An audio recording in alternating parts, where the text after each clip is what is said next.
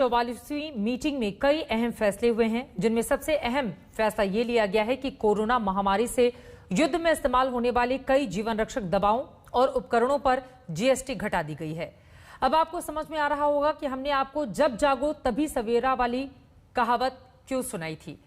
आपको बताते चले कि जिस तरह की स्थिति इस वक्त बनी हुई है, उसके मद्देनजर कई अहम और बड़े फैसले लिए जा रहे हैं और यकीनन आगे आने वाले वक्त में माना यही जा रहा है कि इसके मद्देनजर सरकार और तेजी से आगे बढ़ेगी। इन सब के बीच आपको यह भी बताते चले कि अगर आपको जीएसटी से जुड़ी हुई कोई कंफ्यूजन है तो उसको समझने के लिए हमारी ये रिपोर्ट देख लीजिए।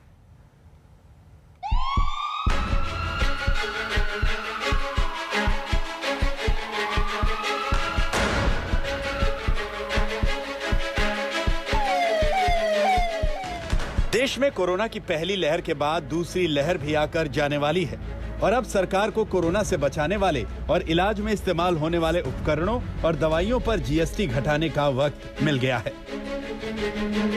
There are 4 categories: medicines, oxygen generation equipments, testing kits and other machines. Fourth, other COVID-related relief material. So the taxes on these were considered, and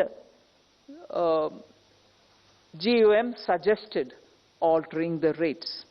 In none of them has the GOM recommended for an increase in the rates. Existing rates or further bring them down. Corona की दूसरी लहर के दौरान oximeter कई गुना ज्यादा दामों पर खुलेआम बिकता रहा। सबने देखा, रेमडेसिविर दवा के सौदागर मोटा मुनाफा कमाते रहे, सबको पता है। लेकिन अब जब कोरोना काबू में है तो सरकार ने इसके इलाज से जुड़ी चीजों पर जीएसटी घटाया है।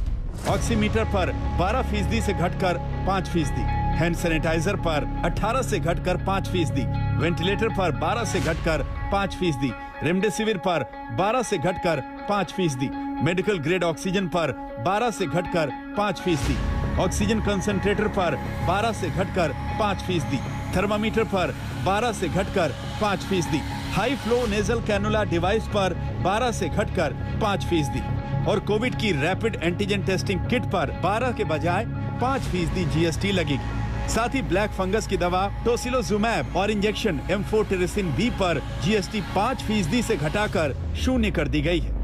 ये वो सारी चीजें हैं जिसकी कोरोना काल में डिमांड इतनी ज्यादा थी कि सप्लाई कम पड़ गई थी।